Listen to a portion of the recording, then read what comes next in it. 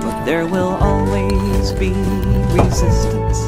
The next battle will always be near. As long as you have everything, there will be those who have nothing to fear. And little by little, or maybe all at once, you will lose. Because our future is not yours to choose. Welcome to Voices of Resistance. You are listening to WRUULP, Savannah, Georgia, 107.5 FM, WRUU.org. We are Savannah Soundings, community radio with global soul. The viewpoints expressed in the following program are not necessarily those of WRUU, its license holder, or the staff. I'm Barbara Humphrey. And I'm Albert Strickland. Co-hosts of today's show. Voices of Resistance is a project of the Savannah Justice and Peace Collective. We give voice to resistors who have no voice in mainstream media and present a wide range of issues that affect us all. But there will always be resistance. The next battle will always be near. As long as you have everything, there will be those who have nothing to fear. And little by little, or maybe all at once, you will lose. Because our future is not yours to choose.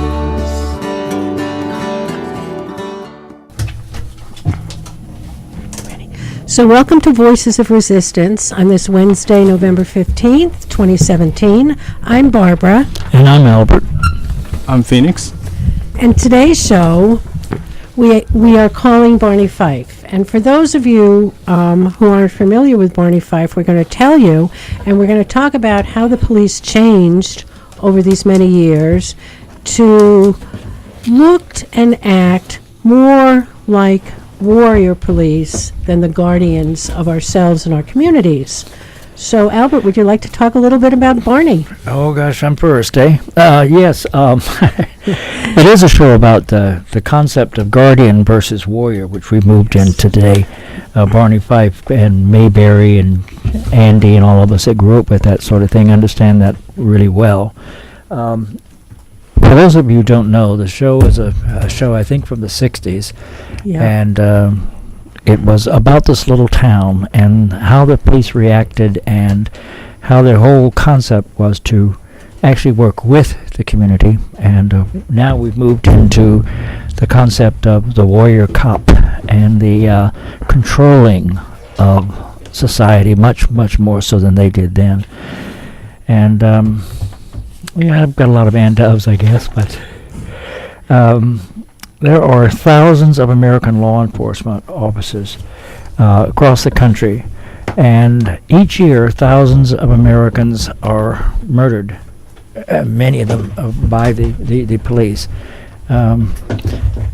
It's something that's relatively new, that hasn't been a major problem before, where innocent people are slaughtered, at least that most of us are aware of. Right, I was about to say, it's not really a new problem. It's new that we know about it. Yeah, it's new that we know about it now, and that's a good thing, I guess, that we do know about it, but it makes it more difficult, because now that we know, what do we do about it? And that's the major problem, which is what we're calling Barney Fife, you might say. We want to get back to the guardian, and we all grew up believing that the police were designed to serve and protect. And we assumed it was us they were serving and protecting. And we found out recently that that's not the case at all, that they do serve and they protect, but it's not us. It is the elites or the people with money and primarily, yes, property. That was their whole concept to begin with. When the police began in the 1800s, as we know it today, it was basically to protect mining properties or corporate properties of sorts, or retrieving slaves. Slaves was property, and so the concept was that you were protecting the owner's property, getting it back to the proper owner. And they have various means of doing that today that's really scary. You can't walk anywhere in Savannah without being photographed 100 times. You can't do almost anything, even traffic lights now. They've got these cameras that record every single thing. We have all this surveillance, not just police, but they are certainly a part of it, where they even monitor websites and things like that to see what we are up to, so they can control us all the more. The surveillance, the phone travel, it's just a major problem. I don't know what we're going to do about it, but we've got to come to some sort of understanding of what's happening and what can we do about it. Yep. So we, in a, I would say, relatively short time, let's say the 60s to today, we've come a long way from the guardian to the warrior. And I'm sure if we all close our eyes, we can picture what a warrior cop looks like. We can picture the equipment. We can see the various pieces of equipment being hung from the belts of the police officers. The cars have gotten more sophisticated, and there's specialized policing. In fact, in doing the research for this show, I came across something called protest policing, which is the use of quote-unquote less than lethal weapons in order to control mobs. And of course, we do know that many of these are lethal, that people have been severely injured and killed by these less than lethal rubber and plastic bullets. Right, they call them less than lethal, but these are metal objects that are wrapped in a little bit of plastic or rubber. And when they hit, they're so huge, they hit with such a force that they can actually break ribs, they can break bones, and hit in the right place, they can kill. So they're less than lethal is not true, but the point is most is less than lethal, as you called it, mobs, is people just asserting their rights, or people that are protesting something, and the next thing you know, they're riot police out with all these batons and all these less than lethal weapons, and batons are not less than lethal either. They break bones and Right. Skulls. Skulls. Yeah. So if we were going to define militarized police, if we were going to describe them, how would each of you describe them?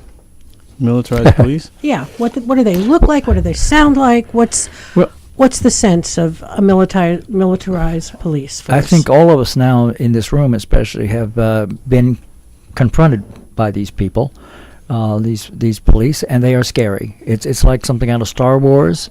I know in Washington for one such event that we were there for, they were lined up. You didn't know what to do, where to go. They didn't advance for our part, so I went down and took pictures of them as they're going down. They are scary. And then also the stormtrooper attitude is standing still for hours, almost not moving, and that's eerie. And at the one event in D.C., we had a recording of the stormtrooper song from Star Wars. Oh yeah. And as they marched off, finally after hours, that's what we played, and it was really. Unfortunately, a friend of mine pointed out to me they probably love that. I'm sure Yes, they do. probably so. In my experience, I mean that's definitely an example of the militarized police. With to get in, to be more specific, it's when they're having the hardware, like the resources on Right. their person. That's essentially military technology. I mean, they have guns that are not meant to be doing the job that, say, Barney Fife was doing. They're not. Right. They have weapons that have advanced over a long period of time. I mean, we're talking about. You mentioned we were talking about the '60s originally, and they had batons back then, and now it's batons and these guns that are supposedly less than lethal. They have grenades, and I've experienced firsthand this as well in D.C. They did advance on us, and they corralled a whole lot of people around. And they used concussion grenades. They used these giant pepper spray, chemical weapons that are essentially, these are banned by the Geneva Convention for using in warfare, but the police are allowed to use them domestically. And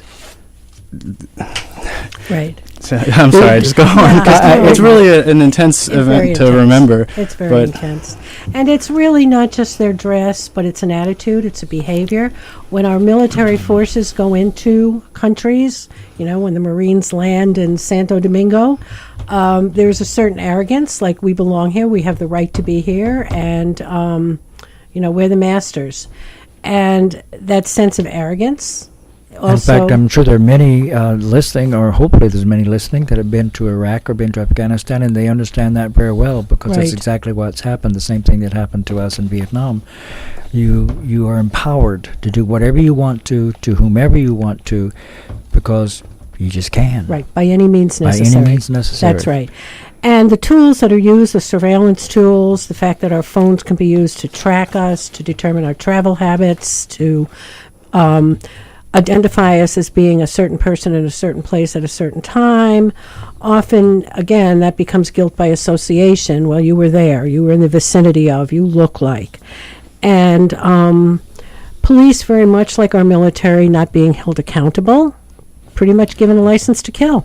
Well, most of these, especially before Black Lives Matter and all this sort of really came up, the idea that they are not accountable, the fact that they commit these murders, it's ruled a murder, and by the coroner or whomever, and the next thing you know, they're not even taken to trial, not even punished, prosecuted. nothing. And if Right. they ever happen to be, it's always that they are not charged. It's Right. justifiable, Right. whatever action they took. That's right. And we were talking about it earlier today. They have no restraint. They are trained to kill instantly, almost without Right. thinking. Tamir Rice is a good example, as well as many others. With When you're interacting with them, also, I think a really interesting and important part of this attitude that they have is, like, when you're facing a line of riot cops in that situation, like, not even talking about it when they're using weapons on people, but when they're, like, just facing each other, you can't talk to them. They will often avoid eye contact. They specifically separate themselves from you, so that you are not the same kind of person that they are. You can't talk to them human to human, and there's a reason for that. And I imagine that they're specifically taught not to do that, because if they were to start, I don't think that they could do the kind of actions that they do against people. I think it's a lot harder for most people to commit violence amongst a bunch of other people when you're interacting with them person to person. Yeah, I would agree with that. So how did we get there? It's a good question. I do know that much of the activities, much of the attitudes are what are most operative in non-democratic societies.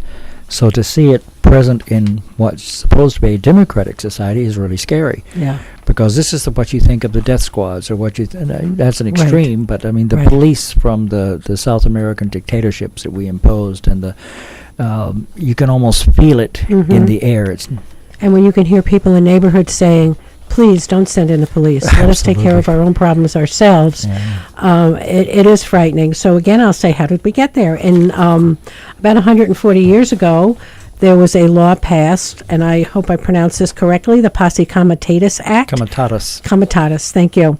That prohibits military, the Army, the Air Force, and then later by other regulations, the Marines and the Navy, from being used as a domestic law enforcement, except when authorized by the President. And in fact, even though we do see uniformed military in some places like Penn Station, it's not the usual. It's the exception. But to go from there to where we have an occupied force that is actually our local police department took a few steps. They don't look like police. No, they don't look like police anymore. Also, it's worth noting National Guard is exempt from that. That's right. Prohibition. That's right.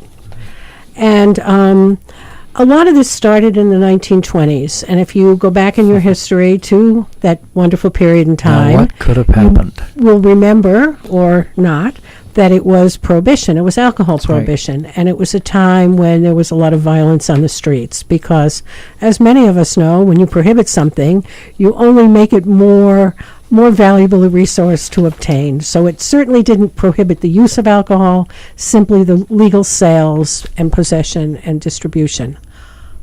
Okay, so we're going to pause there a minute to hear a voice about WRUU.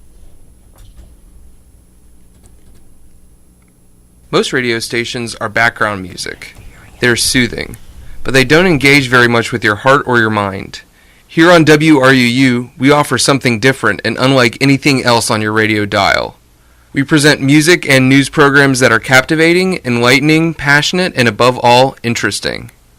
You never know what's coming next on WRUU. Our programs command your attention. And now let this command your attention. WRUU pays for its operating costs with the help of listeners like you who use the service. We are an all-volunteer staff, so we are counting on you to go online and pledge your support. Find the giving links at WRUU.org. Making a contribution to WRUU is probably the easiest thing you'll do today. It will give you a sense of relief to know that you've done your part to help Savannah's only community radio station. When you go to WRUU.org, look for the donate or subscribe links. You can make a one-time donation or subscribe to make a monthly gift. Any amount is welcome. Consider a $5, $10, or $20 monthly donation, or consider a one-time gift of $50 or $100. The process takes less than a minute. Do it with your credit or debit card. There are no surveys, no complicated menus, and just a few lines of information to fill in. That's at WRUU.org. And thanks for your support of Savannah's most passionate, most diverse, and most local radio station.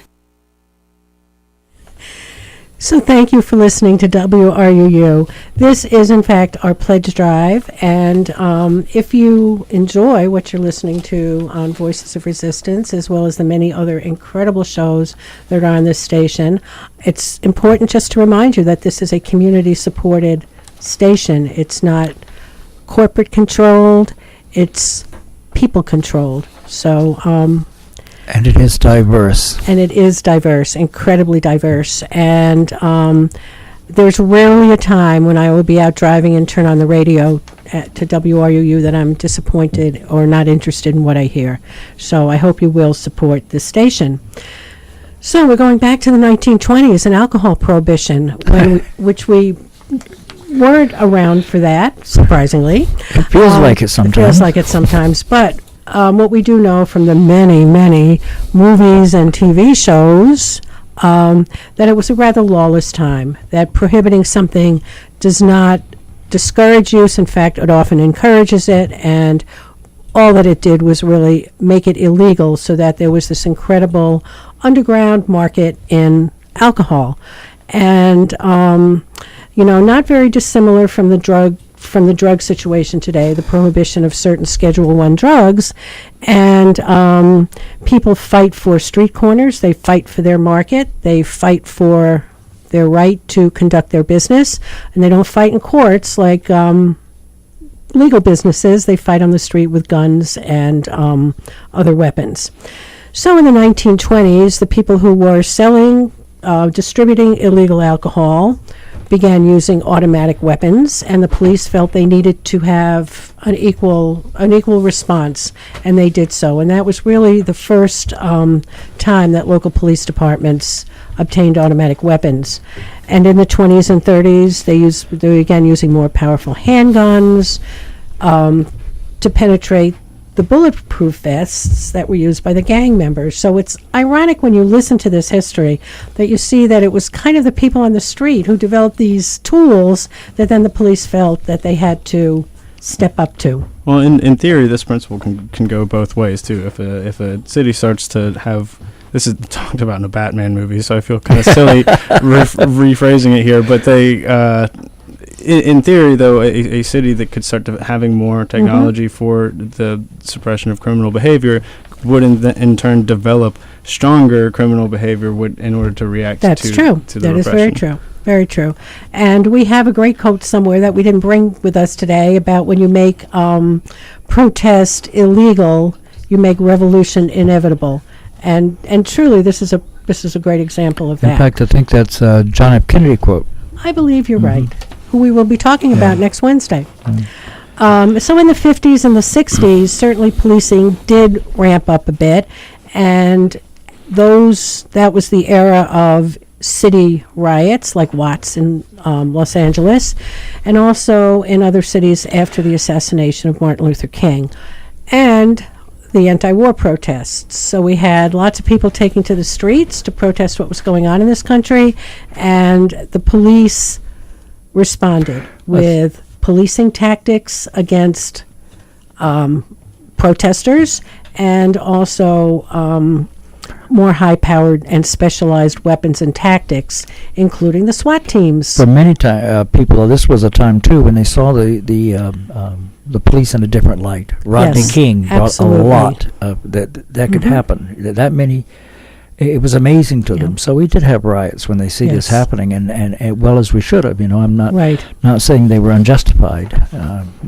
I think they were, but yeah, the SWAT teams was something that interested me because I'd never heard of them until there was this television show. It was a program called Hill Street Blues, and it was New York just getting its first SWAT teams. Okay. Yes, and I didn't know what that is, but they rode around in these military vehicles, dressed like they were out of a war movie somewhere, or set out of Hollywood, and they had all these tactics they used, like no knock, just walk right in, and it didn't matter anything. We've seen the expansion of that now. Right. The first time the SWAT raids were used were against the Black Panthers in Los Angeles, and also the SLA, the Symbionese Liberation Army, with Patty Hearst. Right. That was where, and it was supposed to be used sparingly and only in Sparingly. extreme circumstances, That's like right. hostage situations. But Right. that has gone now. Now, if you have a warrant, you can be driven up with That's an right. APC, and 20 cops come out and throw grenades in your home, and Yep. yeah, no knock. Right. In fact, what was it, in 2005, there were the SWAT teams were deployed 50,000 times, almost 80% of the time, to serve warrants, and most often for narcotics. So the war on drugs certainly ramped up the use of SWAT teams. And by the way, Special Weapons and Tactics is what SWAT teams stand for. And in other countries would call SWAT teams paramilitary police units. Yeah, actually, in the 1970s, it was just a few hundred times that SWATs were used across the country now, just a few hundred Right. times. But yet, and that's one every 4 days. Right. That's it. In the 1980s, a few thousand, which you can figure it out, but by 2005, as you said, 50,000, which is 137 times a day, Per day. if you Per average day. it out. SWAT teams. And when this happens, it is not uncommon for there to be collateral damage or harm right. to That's right. particularly to people. Like even infants have been hit by flash grenades for the breaching entry by SWAT teams and things like that. Kind of recently, like it's a In Georgia. That was in Georgia. Georgia, That- yes. that They- happened they in threw a grenade in the Right. crib. And it's not And they didn't want to pay for any of the medical fees or anything, and it was not justified. right. And SWAT teams have gotten the addresses wrong, have gotten the details Absolutely. wrong, have responded to false calls. responded to false calls. Yes. I remember the story, and I'm going to tell it because it hit me really hard. There was an 18-year-old who was sitting on his sofa watching television with a remote in his hand, and all at once the door burst open. So he stands up with the remote in his hand. Next thing you know, he's dead, because they are trained not to think, just to Right, to react. do. Well, when you do, that's what happened to Tamir Rice. Yeah. And so Yeah. many people, there's no thinking involved. You just react. And you're not even supposed to be doing that, Right. It's actually, technically, it's illegal. But they Right. do it anyway. So in 1981, the wonderful year when we inaugurated Ronald Reagan as president, who ran on the platform of tough on crime and tough on drugs, we had the Military Cooperation with Civilian Law Enforcement Agencies Act. So then we took another step toward militarization. This allowed the military to cooperate with local law enforcement in countering drug operations and terrorism, civil disturbances, explosive ordnance disposal, and other supposedly severe situations. There were some limitations on it, but it also allowed local law enforcement access to military bases. So once on the bases, clearly you had access to the military type equipment, and it wasn't too long a step before that military equipment was suddenly showing up at the doorsteps of local police agencies. And I know a lot of this is something that we didn't want to realize was happening to us, and especially my first experience, we Occupy to some degree, Right.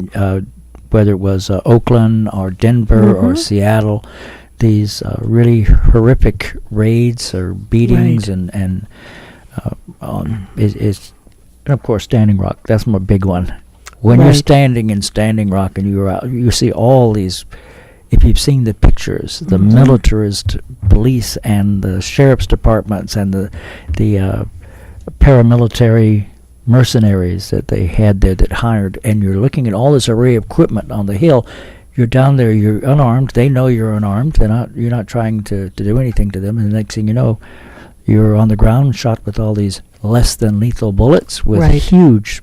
I mean, the damage is done is amazing. Right. So in 1994, we had this very benign act that passed Congress, signed into law by President Clinton, the Community-Oriented Policing Services, the There COPS is program. no benign law. So COPS was designed to provide local communities with additional funds to hire community policing officers, with the intent that these officers would really become community people. Some, were assigned to walk the beat. Some were on horseback, bicycle, but it was really an effort to put the police back into more contact with people. However, 3 years later, we had something called, well, first of all, we had this shootout in North Hollywood, which you think, well, what does that have to do with us? Well, it doesn't, except 2 bank robbers kept a fairly large contingent, 12 LAPD, actually not a large contingent, but 12 LAP officers at bay. Well, LAPD officers at bay for hours and hours. They were equipped with automatic weapons, with body armor, and the officers could not take them off the street. Following that, there was a decision by the Department of Defense to better equip the Los Angeles Police Department to deal with these situations, one in probably, 200, 300 years, but okay. So that was the start. And that was followed by what was called the 1033 program, which was included in the National Defense Authorization Act, which is something that happens every year. It's kind of hidden. It's like mid-budget.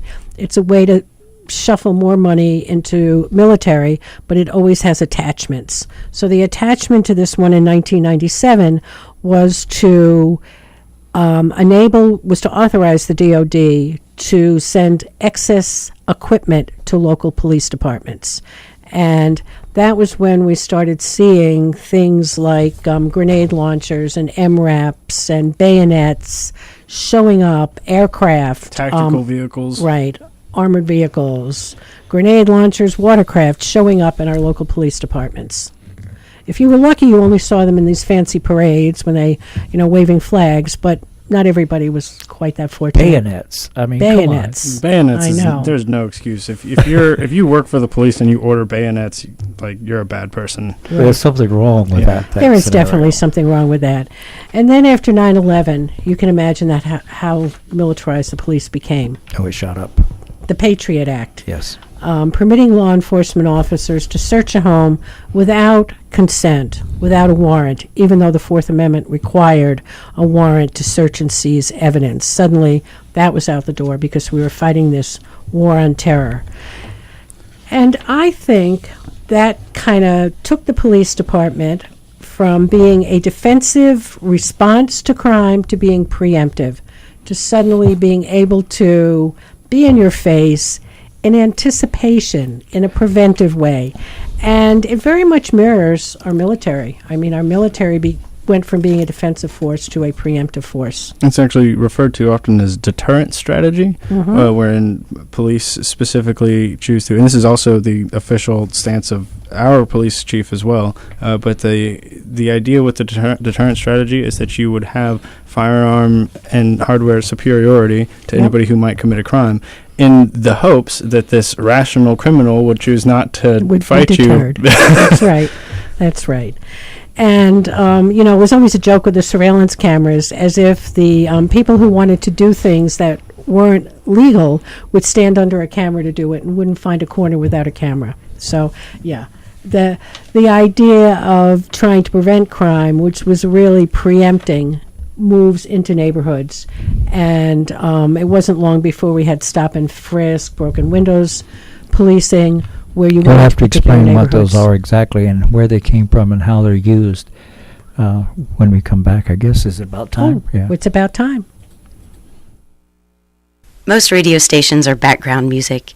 They are soothing, but they don't engage very much with your heart or mind. Here on WRUU, we offer something different and unlike anything else on your radio dial. We present music and news programs that are captivating, enlightening, passionate, and above all, interesting. You never know what's coming next on WRUU. Our programs command your attention, and now let this command your attention. WRUU pays for its operating costs with the help of listeners like you who use the service. We are an all-volunteer staff, so we are counting on you to go online and pledge your support. Find the giving links at wruu.org. When you go to wruu.org, make a pledge of $120. That's $10 a month, probably less than what you pay for a cup of coffee each month. And WRUU is just as invigorating to you as your caffeinated beverage. Now, any pledge at any level will help us to grow. And every person who pledges during our membership campaign may choose to receive a WRUU bumper sticker, regardless of the pledge amount. Your one-time gift of $120 or your monthly gift of $10 also will make you eligible to receive a WRUU tote bag. It's perfect for the grocery store or chores around the house. Now remember, every pledge at every level helps Savannah's only community radio station. Again, the web address, wruu.org. Find the giving links on the left and top of the page, and thank you for your support of WRUU. This portion of WRUU LP Savannah Soundings programming is made possible by a grant from Brighter Day Natural Foods, offering produce, vitamins, and supplements, and a deli and juice bar. Brighter Day is located at 1102 Bull Street at the south end of Forsyth Park. More information available at 912-236-4703 or brighterdayfoods.com.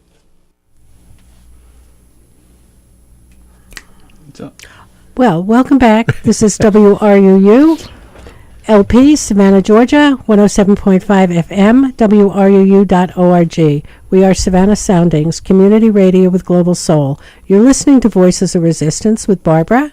Albert. And Phoenix. And Savannah on the board. Thank you.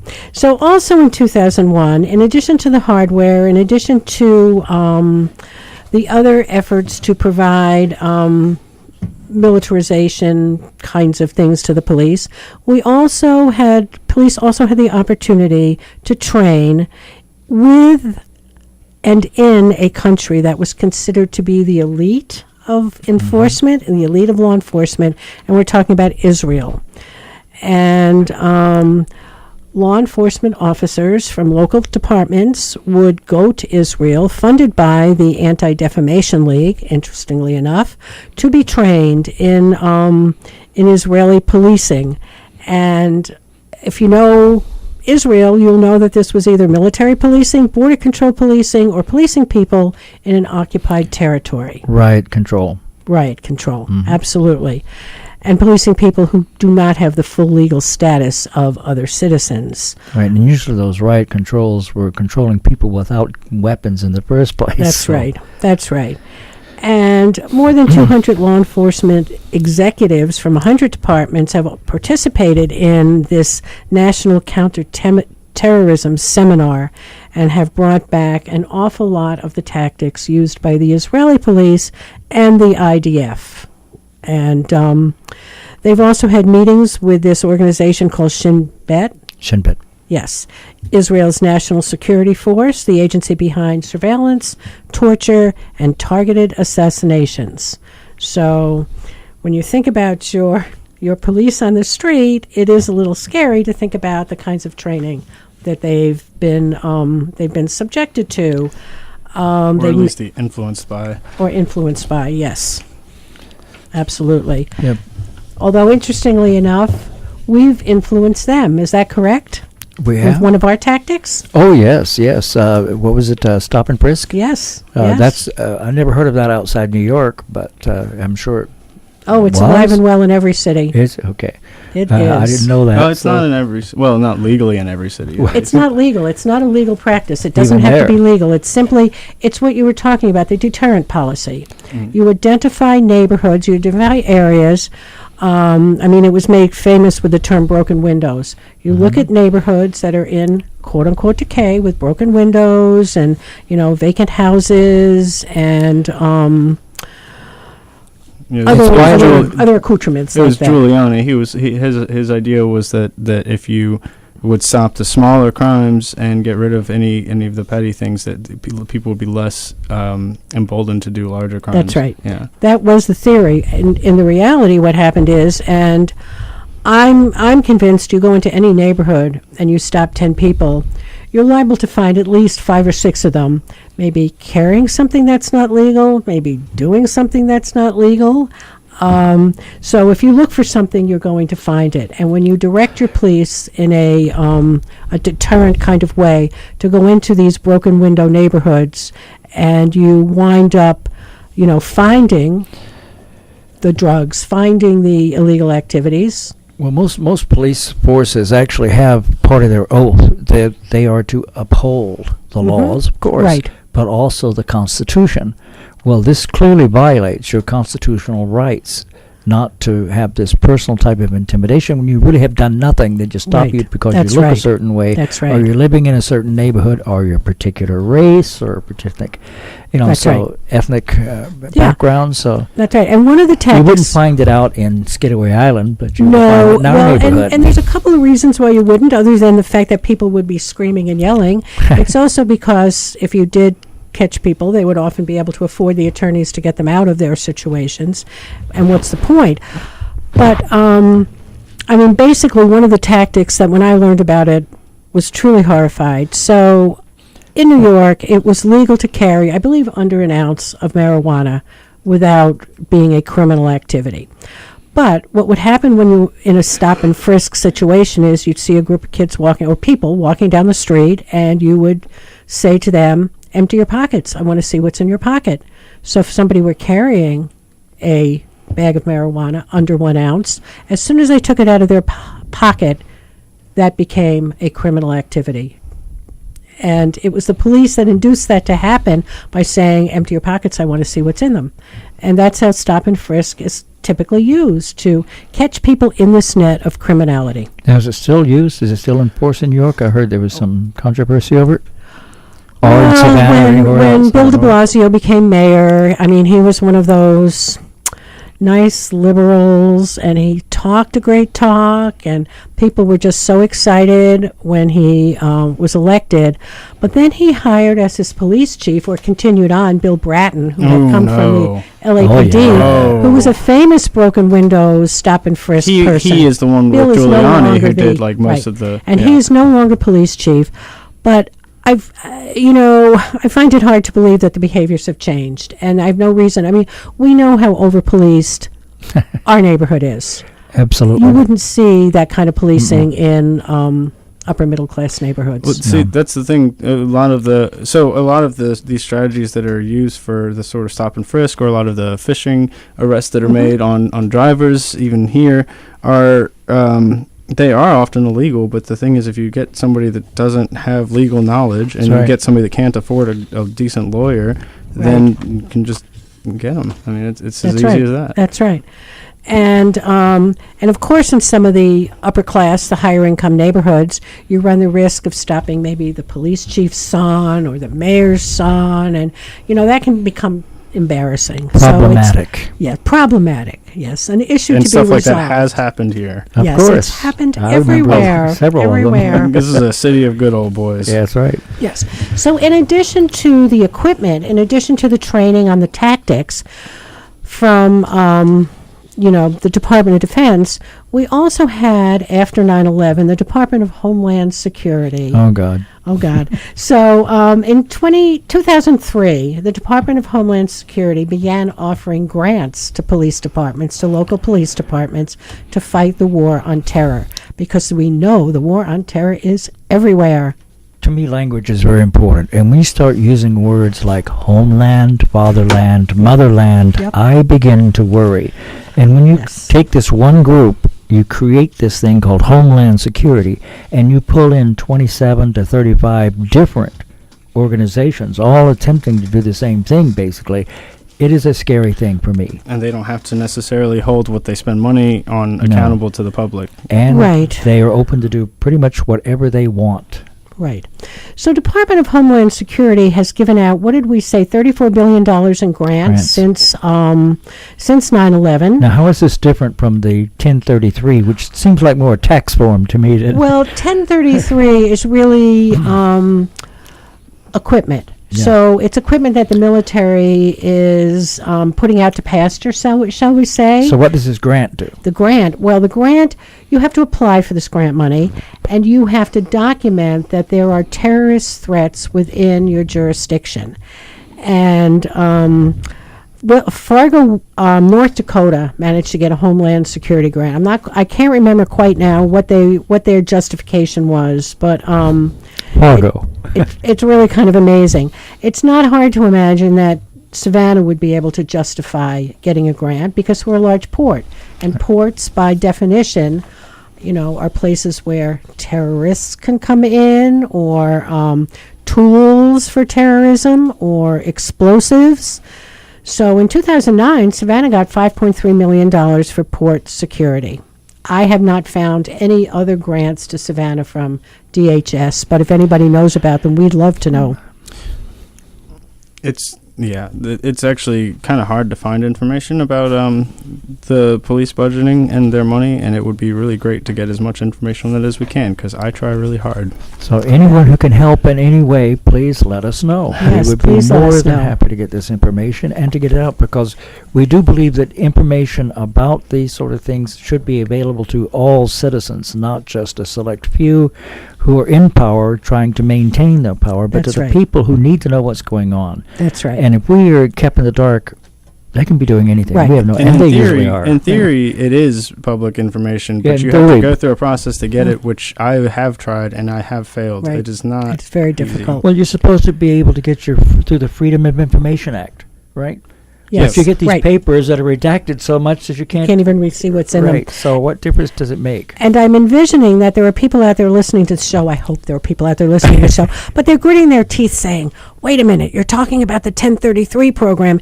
Didn't Obama get rid of that program? Well, No. that appears, thank you, that appears to be the prevailing thought. But in fact, the answer is No. no. He limited what could be transferred from the Department of Defense stockpile to localities, so you could no longer get a grenade launcher Or bayonets. or bayonets. Thank you, or bayonets. But I'm quite convinced that if you'd already gotten them, you didn't have to give them back. Well, they did request for them to be sent back. If I recall correctly, not all departments responded to the order Okay. to send it back, but a lot did. All right. But I doubt it was all of them. Right. Maybe they'd send a SWAT team to get them, right? That's right.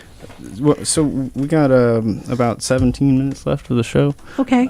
There's a couple of things that I thought would be really good to talk about that we had on our outline. Mm-hmm. One of which is the question, like, how can we or do we want to go back to Barney Fife? Right. And also kind of connecting it to some of the local issues. And I'm curious what y'all think about, can we go back to Barney Fife, or was that even ever a good thing? The idea of a guardian police force, someone who's to protect, to help really make the community a better place to live and to say, I understand that. But that has to be a community thing. We all have to be involved in it. We're not involved in this. And can we go back to it? I don't think so. I honestly think that those days are sealed and gone forever. The people in power are going to do everything they can to stay there. And the days, especially as long as we can't get the information or know the information we need to make decisions, how can we ever go back? Right. I mean, it's just like the military. Can we go back to a time when our military is simply defending our borders and not proactively out droning and bombing and attacking in other countries? I mean, one of the things we talked about was how much money there is in in this stuff that, the DHS, the Department of Homeland Security grant program, is making an awful lot of companies wealthy in the stuff that the police departments are buying. And people are driven to fear and then convinced that with all this stuff, we are so much safer. Do you think we can go back? Well, I think what is probably more important to say is that what I think is that the concept of Barney Fife was always a myth. You said you think the show was from the 60s, and like that was a time where, as you said, there was severe police repression. I mean, they're letting dogs out on people and beating them with batons, and they're still doing that. But it's just that, like, the same thing that we saw before. And also, if you go back and watch the show, an important thing that a lot of listeners may or may not know is that Barney Fife chose to only have one bullet, and he kept it in his shirt pocket and not in the gun because he didn't want to be violent. But he's still part of a police force that is still enforcing a disparity that we exist in. Right. And sorry. No, go ahead. Well, recently I've been watching the show Stranger Things that some of y'all have seen, and there's the character Dennis Hopper. He's the cop in this small town also, maybe a bit more relatable for some people. He is, and I like the character, but like I also, when I'm critically thinking about it, I see that it can't be in the hands of the one good cop. So Barney Fife was in a position of power that should never have existed to begin with, because if a bad person who liked to have bullets in his gun is in Barney Fife's position, it's a totally different show, and that position of power is still there. Yep. I also think that part of it is we now have so much information out there because of our ability with this communicative skills that we have now with the Facebook, internet, everything, and everybody with cameras taking everything, which remind everyone, please, if you see an encounter, film it to make sure that the truth comes out. But I can imagine from that same time period, the 50s, the 60s, if you were going to some of the areas, like the area where we live, or some of the racial areas, ethnic areas, you would find police repression and police you wouldn't find Barney Fife, probably without doubt. Every bit You'd as probably much find as now. You'd probably find a guy like them, but then you'd be like, oh, I didn't realize how racist and horrible That's he right. was. Are you ready? Just a moment. Most radio stations are background music. They're soothing, but they don't engage very much with your heart or your mind. Here on WRUU, we offer something different and unlike anything else on your radio dial. We present music and news programs that are captivating, enlightening, passionate, and above all, interesting. You never know what's coming next on WRUU. Our programs command your attention, and now let this command your attention. WRUU pays for its operating costs with the help of listeners like you who use the service. We are an all-volunteer staff, so we are counting on you to go online and pledge your support. Find the giving links at WRUU.org. When you go to WRUU.org, make a one-time contribution of $60 or a monthly donation of $5 per month. It's easy, quick, and affordable. A donation at any level will make you eligible to receive a WRUU bumper sticker so that you can show the world on wheels that you support Savannah's only community radio station. Become a serious fan at the $107.50 level or above, and we'll ask you if you'd like a WRUU tote bag, a handy gift that goes with you anywhere you need the help, at the grocery store or beach, or around the house. These are just small tokens of our appreciation. The real thanks that you get is the satisfaction of knowing that you make possible the diverse, vibrant, exciting, and truly engaging music and news programs that you enjoy every day. Go to WRUU.org and make a $60 donation, make a $107.50 donation, or make up your own amount with our great thanks. So thank you for listening to WRUU and to Voices of Resistance. And we were going to go back to our conversation on the militarization of the police, and in particular, its impact in Savannah.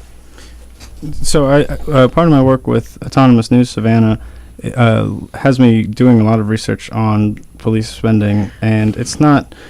I can't claim to be an authority. I think the people that work in the city probably have that information, but it's actually really hard to find some of it. But some things that are worth pointing out, because police spending is a huge issue in the public as far as local politics go. Crime reduction is probably easily the hottest topic, which you see in the news and in the city council chambers. So the response to this has been to spend more money on the police and give them incredible increases in funding, which is not over. They intend to continually do this. Now, when they first started to put this all over the news that we need to give more money to the police, this was during a spike in crime that we had in 2015. And what had happened was, since 1991, everywhere in the U.S. has had a lowering murder rate and a lowering violent crime rate. And then in 2015, even though we had been having a downward trend of this crime, we suddenly almost had as many homicides that year. That has not been the case this year. From what I understand, it's almost like a random spike that happened last year, but that didn't stop the police from deciding that they wanted, starting to have conversations about getting assault rifles, shoulder weapons, as Chief Lumpkin calls them, and talking about hiring hundreds of more police officers, which they've done, and they're still going to continue to do, and even more further increasing the budget for over the next few years to a point that it's just, I think a couple years ago it was $80 million that we spent on them, and we don't even spend $1 million on the city's poverty reduction. And so when we're talking about getting rid of crime, and what Savannah's doing is the deterrent strategy, we can say by looking at the numbers that it doesn't really work, because in 1991, when we had that highest crime rate, we had about 350 police officers, and that was about 70 homicides or so. And then in 2015, we had twice as many police officers and the same amount of murder. We had better technology than in 1991, same amount of murders. This isn't a matter of having the staff, and it's not a matter of having the technology. It's a matter of having a city which changes the social dysfunctions which are creating the crime. And if we're going to address that, we have to address what are the social dysfunctions of the city. Deterrent strategy is not the key. No. Actually addressing the fundamental things of the city is the key, and we're not putting any effort into that. Now, some of those things, though, for me especially, what are the real causes of crime? Of crime. We're not asking that question. We're focusing only on controlling it or preventing it through military or through force. Right. But there are causes, and I go back to the quote from Aristotle. Everyone knows that man. I knew him well, Aristotle, some 2,300 years ago, when he said emphatically that, to paraphrase actually, poverty is the cause of crime. Now, Savannah has a very, very severe problem with disparity in wealth. You have areas here that are 45, 50% in poverty. Right. It's important to note, very important to note, that being poor does not make you more likely to be a criminal, and that's not what we're trying to say, but it does add to the social dysfunction that we live in, and it creates a lot of problems. Inequity is a major problem. Yes. Yeah, and the issue of gentrification. So in addition to having the wealth disparity, gentrification is removing people from neighborhoods that they may have lived in 40, 50, 60 years.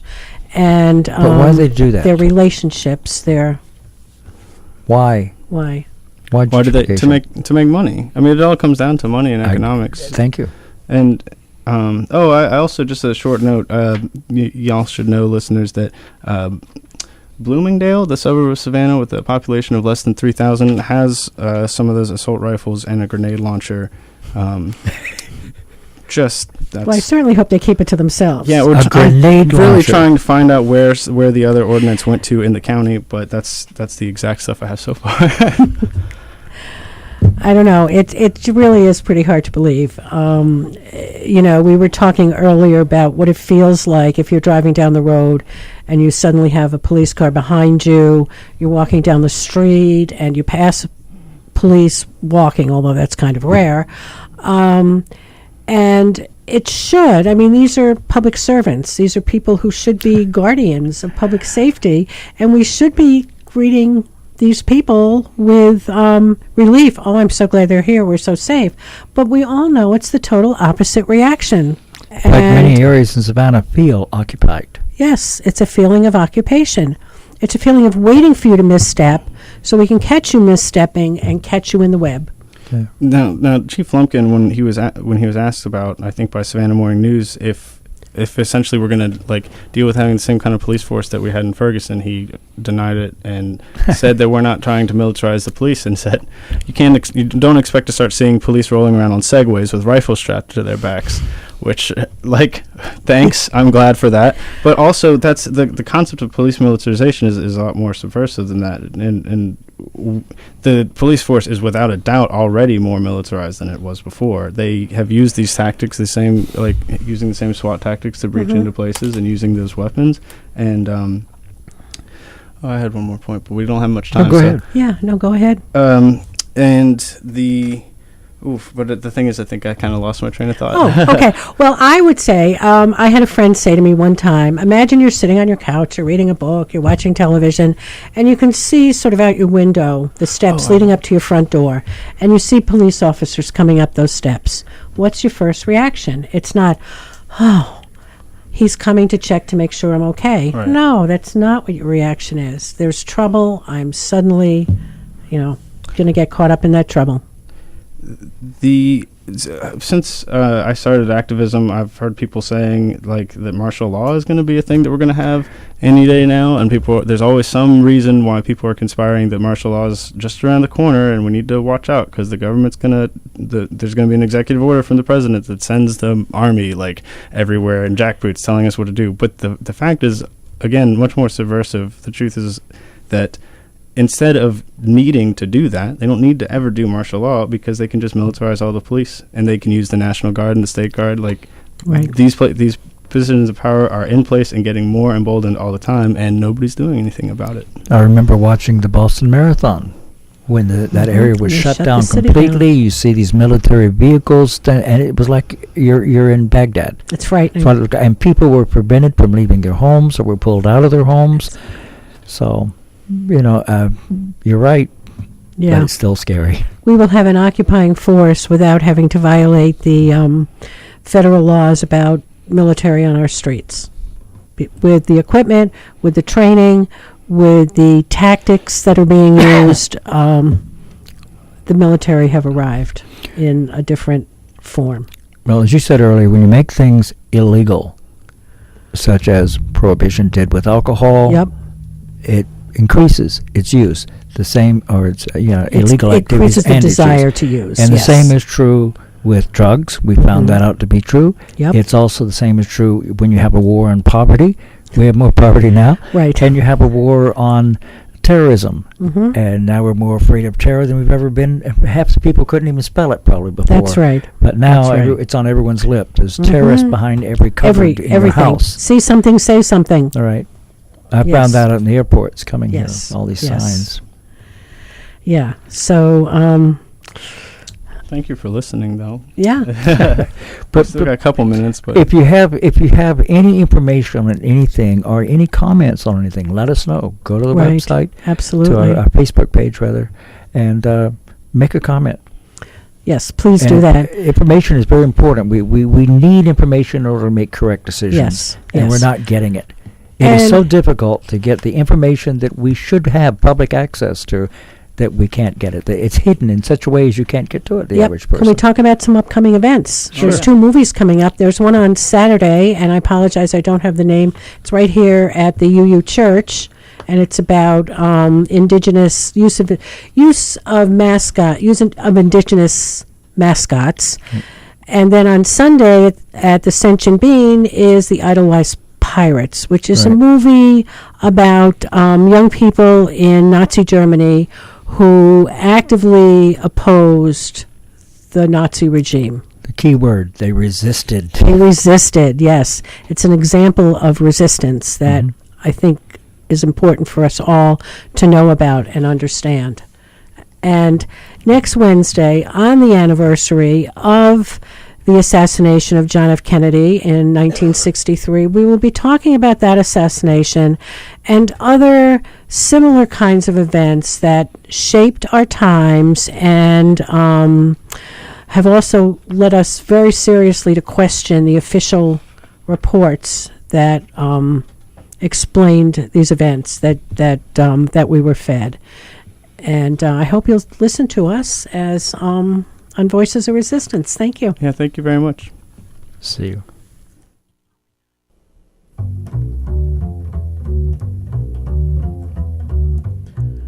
This is WRUU-LP, Savannah, Georgia, 107.5 FM, WRUU.org. We are Savannah Soundings Community Radio with Global Soul.